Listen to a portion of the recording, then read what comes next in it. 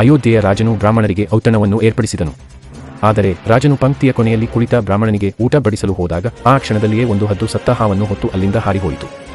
ಆ ಸತ್ತ ಹಾವಿನ ವಿಷದ ಕೆಲವು ಹನಿಗಳು ಬ್ರಾಹ್ಮಣನ ಆಹಾರವನ್ನು ಪ್ರವೇಶಿಸಿತು ಮತ್ತು ಬ್ರಾಹ್ಮಣನು ಸತ್ತನು.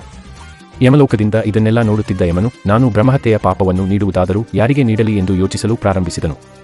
ಆಹಾರದಲ್ಲಿ ವಿಷವಿದೆ ಎಂದು ತಿಳಿಯದ ರಾಜನಿಗೆ, ಅಥವಾ ಹಾವನ್ನು ಕೊಂದು ತನ್ನ ಮಕ್ಕಳಿಗೆ ಆಹಾರ ತೆಗೆದುಕೊಂಡು ಹೋಗುತ್ತಿದ್ದ ಹದ್ದಿಗೆ, ಅಥವಾ ಮುಂಚೆಯೇ ಸತ್ತು ಹೋಗಿದ್ದ ಹಾವಿಗೆ. ಇದಕ್ಕೆ ಯಮರಾಜನ ಬಳಿ ಉತ್ತರವಿರಲಿಲ್ಲ. ಹಲವಾರು ತಿಂಗಳುಗಳ ನಂತರ ಕೆಲವು ಬ್ರಾಹ್ಮಣರು ರಾಜನನ್ನು ಭೇಟಿಯಾಗಲು ಬಂದರು. ಅವರು ಒಬ್ಬ ಮಹಿಳೆಯನ್ನು ಅರಮನೆಗೆ ದಾರಿ ಕೇಳಿದರು. ಮಹಿಳೆ ದಾರಿಯನ್ನೇನೋ ಹೇಳಿದಳು. ಆದರೆ ಆ ಸ್ತ್ರೀಯು, ನೀವೆಲ್ಲರೂ ಜಾಗರೂಕರಾಗಿರಿ, ಆ ರಾಜನು ಬ್ರಾಹ್ಮಣರನ್ನು ಆಹಾರದಲ್ಲಿ ವಿಷ ಹಾಕಿ ಕೊಲ್ಲುತ್ತಾನೆ ಎಂದು ಹೇಳಿದಳು. ಆ ಸ್ತ್ರೀಯ ಮುಖದಿಂದ ಈ ಮಾತುಗಳು ಹೊರಟ ಕೂಡಲೇ ಯಮರಾಜನು ಆಕೆಗೆ ಬ್ರಹ್ಮಹತ್ಯೆಯ ಪಾಪವನ್ನು ನೀಡಿದನು. ಯಮನ ದೂತರು ಇದಕ್ಕೆ ಕಾರಣವನ್ನು ಕೇಳಿದಾಗ ಯಮ ಹೇಳಿದರು, ನೋಡಿ, ಬ್ರಾಹ್ಮಣನ ಹತ್ಯೆ ರಾಜ, ಹದ್ದು ಮತ್ತು ಹಾವು ಯಾರಿಗೂ ಆನಂದವನ್ನು ನೀಡಲಿಲ್ಲ, ಆದರೆ ಮಹಿಳೆಗೆ ತನ್ನ ಮಾತುಗಳಿಂದ ಆನಂದ ಉಂಟಾಯಿತು. ಹಾಗಾಗಿಯೇ ಯಾರ ಬಗ್ಗೆಯೂ ಕೆಟ್ಟದಾಗಿ